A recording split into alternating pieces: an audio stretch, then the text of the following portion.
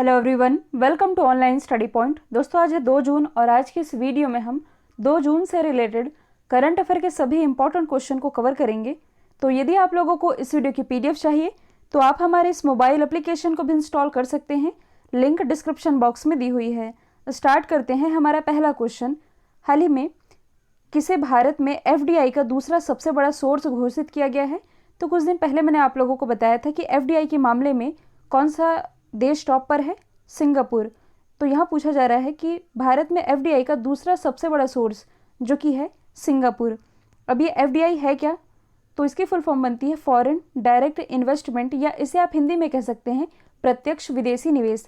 कहने का मतलब है कि विदेश की कोई भी कंपनी, मान लीजिए यहाँ यूएसए की ही बात की जा रही है, तो यूएसए की कोई कंपनी भारत में आकर के इन्वेस्ट करती है या भारत की किसी कंपनी से शेयर परचेस करती है, इसे कहते हैं फॉरेन डायरेक्ट इन्वेस्टमेंट।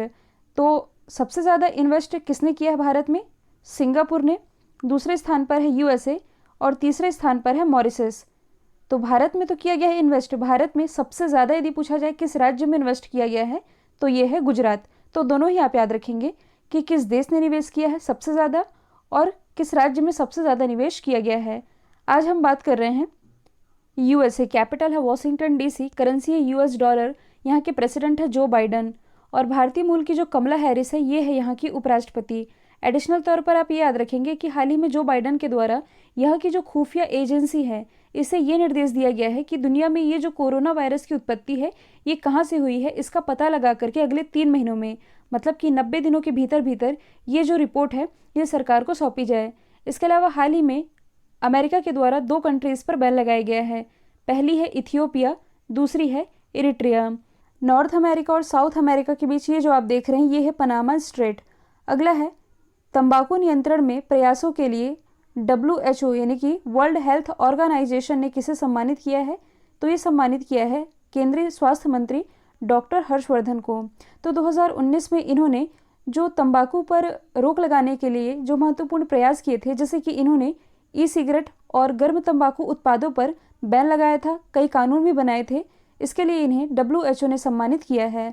तो सबसे पहले यदि हम बात करें वर्ल्ड हेल्थ ऑर्गेनाइजेशन की, तो इसकी स्थापना हुई थी 1948 में। हेडक्वार्टर स्थित है जेनेवा स्विट्जरलैंड में और इसके अध्यक्ष कौन है? टेड्रोस अदानोम। और यही जो डॉक्टर हर्षवर्धन है ये WHO के कार्यकारी परिषद के अध्यक्ष भी बनाए गए हैं। अब यदि हम बात करें अदर ऑप्शन की, तो के सैलजा, ये है केरल की हेल्थ मिनिस्टर। कोरोना महामारी के बीच इनके योगदान के लिए इन्हें यूनाइटेड नेशन के द्वारा सम्मानित किया गया है। केंद्रीय शिक्षा मंत्री रमेश पोखरियाल जी, इन्हें अभी हाल ही में अंतर्राष्ट्रीय अजय पदक से सम्मानित किया गया है।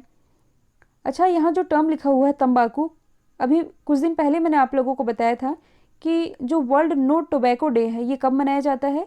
31 मई को। अगला है किस राज्य के मंत्रिमंडल ने विभिन्न जिलों के संरक्षक के रूप में कार्य करने के लिए मंत्रियों की नियुक्ति की है? तो ऐसी नियुक्ति भी हाल ही में असम के मंत्रिमंडल के द्वारा की गई है। अब इससे आप क्या समझ रहे हैं? तो देखिए, जैसे कि आपके संरक्षक यानी कि गार्जियन कौन होते हैं? आपके पेरेंट्स, जो कि आपकी सारी चीज़ों का ध्यान रखते हैं। आपको किसी चीज़ की ज़रूरत है, आपको कोई तकलीफ तो नहीं है, ये सब केयर कौन करता है? हमारे पेरेंट्स करते हैं। सेम उसी तरह से अब असम के मंत्रिमंडल ने ऐसा फैसला किया है कि असम के हर जिले में एक संरक्षक होगा। और ये संरक्षक होगा कौन? तो इसी के लिए इन मंत्रियों की नियुक्ति की गई है। ये मंत्री क्या कार्य करेंगे? तो राज्य के सभी जिलों में ये सतत विकास की देखभाल करेंगे। राज्य में किसी भी तरह की, मतलब कि केंद्र और राज्य सरकार की कोई भी योजनाएं होती हैं तो इसे जिलों तक कैसे पहुंचाया जाए इसके लिए ये कार्य करेंगे। साथ ही जो कल्याणकारी योजनाएं हैं इसकी भी निगरानी रखेंगे। और जिलों में किसी चीज़ की यदि कोई समस्या होती है तो ये जिलों का दौरा भी करेंगे। तो राज्य के छोटे छोटे हिस्सों में भी, मतलब कि इन जिलों में भी राज्य और केंद्र सरकार की योजनाएं अच्छे से लागू हो सके, इसके लिए गार्जियन के रूप में इन जिलों में मंत्रियों की नियुक्ति की गई है। असम की यदि हम बात करें तो इसकी राजधानी दिसपुर, मुख्यमंत्री है हेमंता बिस्वा शर्मा, राज्यपाल है जगदीश मुखी, मुख्य न्यायाधीश है सुधांशु धुलिया। हाल ही में यहाँ बिजली गिरने की वजह से 18 हाथियों की मौत हुई है। और यहाँ का प्रसिद्ध नेशनल पार्क कौन सा है? काजीरंगा नेशनल पार्क, जो कि किसके लिए फेमस है? एक सींग वाले गेंडे के लिए। भारत का पहला मल्टी मॉडल लॉजिस्टिक पार्क ये तो इसी असम में स्थापित किया गया है। साथ ही शिशु सेवा योजना, जिसके तहत जो असम गवर्नमेंट है ये राज्य के उन बच्चों को जो कि जिन्होंने इस कोरोना महामारी के बीच अपने माता पिता को खो दिया है और वे अनाथ हो गए हैं। ऐसे बच्चों को 3500 रुपये की आर्थिक सहायता देगी असम गवर्नमेंट। अगला क्वेश्चन है, भारतीय सेना किस देश से 4 हैरान टीपी ड्रोन प्राप्त करेगी? तो इंडियन नेवी ये ड्रोन ले रही है इजराइल से। ड्रोन का नाम है हेरान टीपी ड्रोन। इस ड्रोन की खासियत क्या है? तो इसे खास तौर पर निगरानी और सर्विलांस ऑपरेशन के लिए तैयार किया गया है। किसने तैयार किया है? इजराइल ने। और इंडियन आर्मी जो कि इसे ले रही है इजराइल से, इसका इस्तेमाल मतलब कि इस ड्रोन का इस्तेमाल ये कहाँ करेगी? तो भारत और चाइना की वह सीमा जो कि लद्दाख से लगती है, जिसे आप LAC यानी कि लाइन ऑफ एक्चुअल कंट्रोल के नाम से जानते हैं, इस क्षेत्र में निगरानी के लिए इस ड्रोन का इस्तेमाल किया जाएगा। ये ड्रोन लिया कहाँ से जा रहा है? इजराइल से। तो आप मैप में देख सकते हैं इजराइल की लोकेशन, और ये है यरूशलेम जो कि सबसे ज़्यादा चर्चे में रहा है। इसी यरूशलेम में स्थित है अल अक्सा मस्जिद, जो कि मक्का और मदीना के बाद मुस्लिमों की तीसरी सबसे पवित्र स्थल मानी जाती है। और ये जो आप देख रहे हैं तेल अवीव, कुछ समय पहले मैंने आप लोगों को बताया था कि इसी तेल अवीव में एक सड़क है जिसका नाम बदल करके रविंद्रनाथ टैगोर के नाम पर रखा गया है। और हाल ही में भारत और इजराइल ने कृषि समझौते पर 3 साल के लिए हस्ताक्षर किए हैं।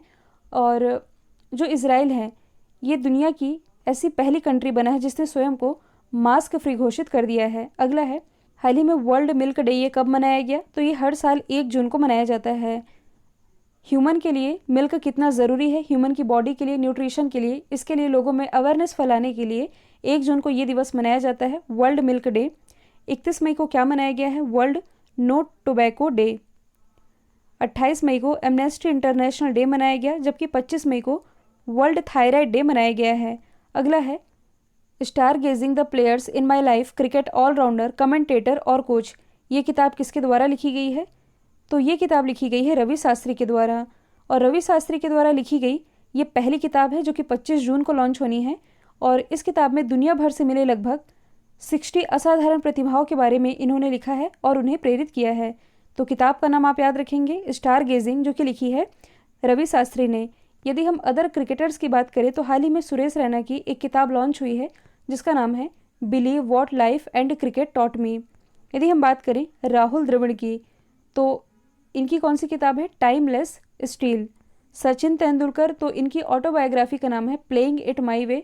और कई बार एग्जाम में पूछा गया है कि a century is not enough, ये किसकी ऑटोबायोग्राफी है? ये ऑटोबायोग्राफी है सौरव गांगुली की। सौरव गांगुली जो कि BCCI के प्रेजेंट टाइम में और 39वें क्रम के ये अभी अध्यक्ष हैं। अगला है, किस मंत्रालय ने युवा लेखकों को प्रशिक्षित करने के लिए युवा प्रधानमंत्री योजना की शुरुआत की है?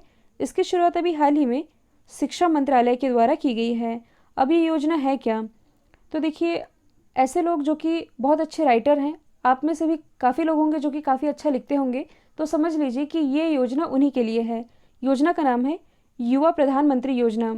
युवा की फुल फॉर्म बनती है young upcoming and versatile author. तो इस योजना की शुरुआत NBT यानी कि नेशनल बुक ट्रस्ट, इसके माध्यम से की गई है।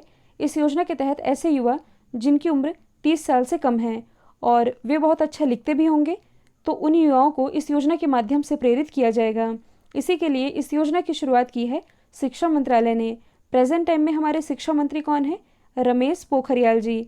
रमेश पोखरियाल ये भी काफ़ी अच्छा लिखते हैं और इसी के लिए इन्हें कुछ समय पहले ही Vatayan lifetime achievement award से भी सम्मानित किया गया था।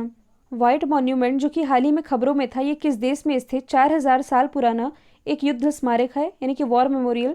जैसे कि आप दिल्ली में सुनते होंगे कि भारत का पहला जो वॉर मेमोरियल यानी कि युद्ध स्मारक ये दिल्ली में स्थित है, इंडिया गेट के पास इसकी स्थापना की गई है। इस युद्ध स्मारक में क्या है कि भारत के लिए जिन वीर सपूतों ने अपनी जान दी है, अपनी कुर्बानी दी है, इनके नाम वहाँ लिखे हुए हैं, आप लोगों ने देखा भी होगा। तो वैसे ही वाइट मॉन्यूमेंट्स जो कि रिलेटेड है सीरिया से, और ये सीरिया में स्थित 4000 साल पुराना एक युद्ध स्मारक है। तो हज़ारों साल पहले जो युद्ध हुआ था, इसमें जो सैनिक मारे गए थे, इन सैनिकों के सम्मान में इस युद्ध स्मारक की स्थापना की गई थी जो कि रिलेटेड है सीरिया से। सीरिया की यदि हम बात करें तो इसकी कैपिटल क्या है? ये है दमिश्कस।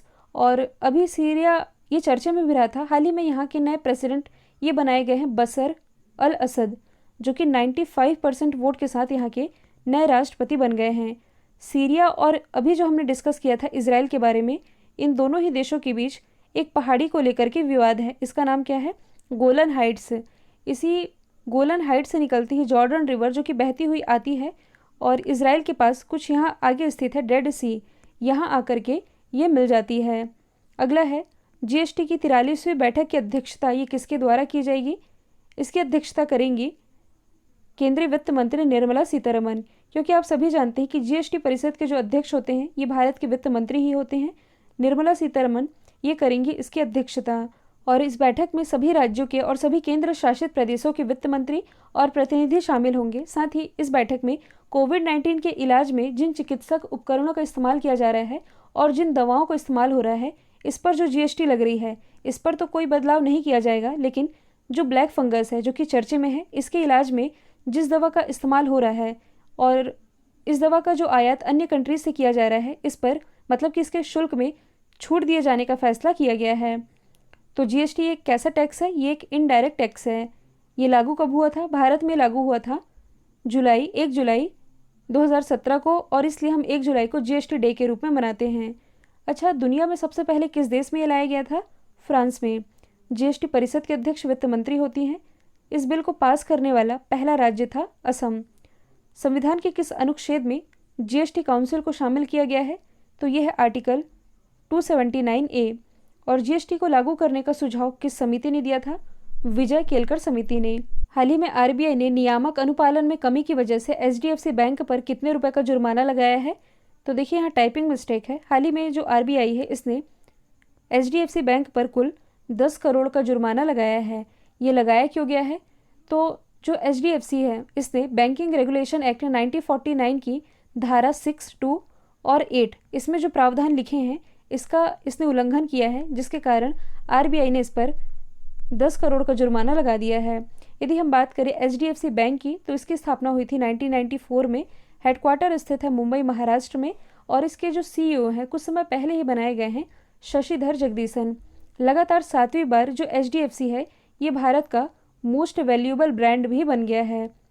कल जो मैंने आप लोगों से सवाल पूछा था इसका राइट आंसर था बोध गया। अब आप लोगों के लिए आज का सवाल है आईपीएल 2021 ये कहाँ स्थानांतरित किया गया है? इसका जो भी आंसर है कमेंट बॉक्स में बताइएगा। वीडियो यदि पसंद आया है तो लाइक कीजिए, शेयर कीजिए और चैनल को सब्सक्राइब करना बिल्कुल मत भूलिएगा। तो आज के लिए इतना ही। Thank you so much.